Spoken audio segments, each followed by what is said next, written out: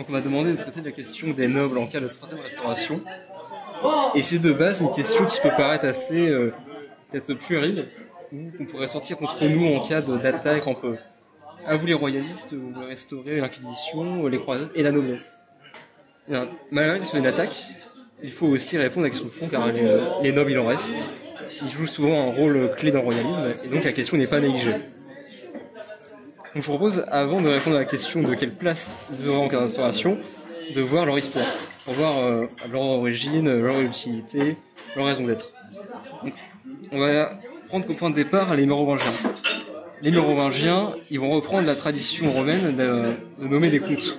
Donc des comtes qui vont gérer des territoires, souvent des frontières.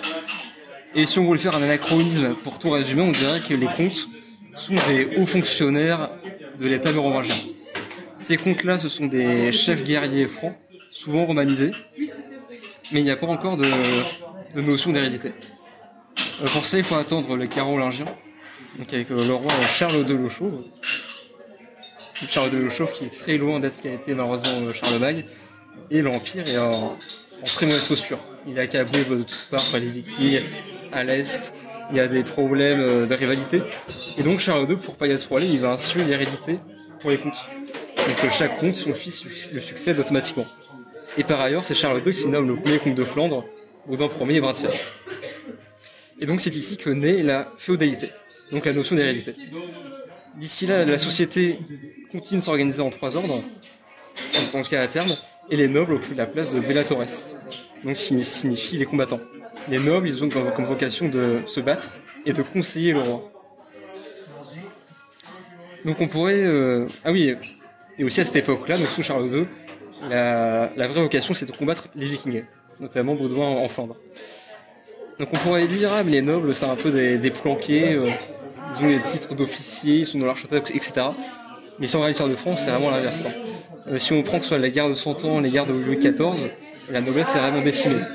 Si on prend notamment la bataille de Crécy, si on prend Bouvines, si on prend ce qu'on veut, les grandes batailles, c'est un calvaire pour les nobles, et malgré tout, ils portent ce fardeau pendant des siècles.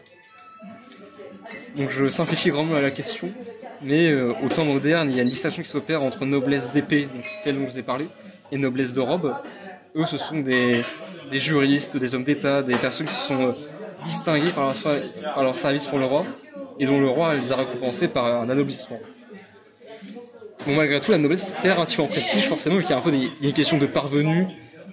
La noblesse dite immémoriale, donc d'épée, diminue grandement, et l'exemplarité de la guerre diminue aussi, malheureusement. Donc si on résume, la monarchie et la noblesse, c'est quoi? C'est l'hérédité et le service du roi, soit par la guerre ou autre. Et si on fait le bilan, malheureusement, aujourd'hui, si on retire les familles qui sont éteintes naturellement, et les familles qui ont été assassinées à la Révolution, celles qui ignorent même leur noblesse, ça existe, celles qui sont républicaines, celles qui sont totalement inactives pour le roi, mais il reste une infime minorité de nobles historiques, on va dire, donc héréditaires et au service du roi. Par exemple, dans la section lilloise, en 3 ans, il n'y a eu qu'un noble qui a milité avec nous, donc on voit que c'est très minoritaire, et ça ne représente pas non plus un vivier fondamental pour le royalisme. Mais il reste des nobles fidèles à leur famille, au roi, à leur sang, à ce qu'ils incarnent, à cette valeur d'aristocrate, donc de meilleur. Mais est-ce qu'on peut pour autant donner des places pour des minorités en englobant une majorité de population? Eh bien non.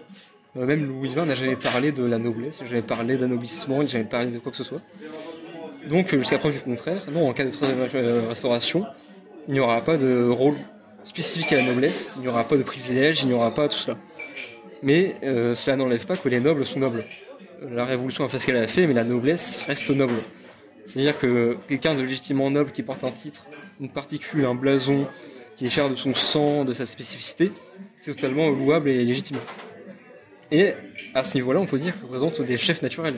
Si on prend par exemple la Vendée, donc les guerres de Vendée contre la Révolution, les paysans qui étaient dépourvus de chefs sont allés voir, pas le bourgeois, pas l'évêque, pas le curé, ils sont allés voir des nobles, bien que ces nobles-là étaient dépourvus de fonds, qui étaient dépourvus d'armée, même parfois dépourvus de volonté de servir, mais ils ont été choisis comme chefs car ils sont chefs naturels. Et on peut aussi rajouter le fait que ces nobles-là, ils ont une prédisposition au commandement. Si pendant toute votre vie on vous parle de votre votre ascendance, de votre responsabilité, etc., vous avez des prédispositions à prendre en main des groupes, à les tourner vers le bien commun, vers le Christ, etc.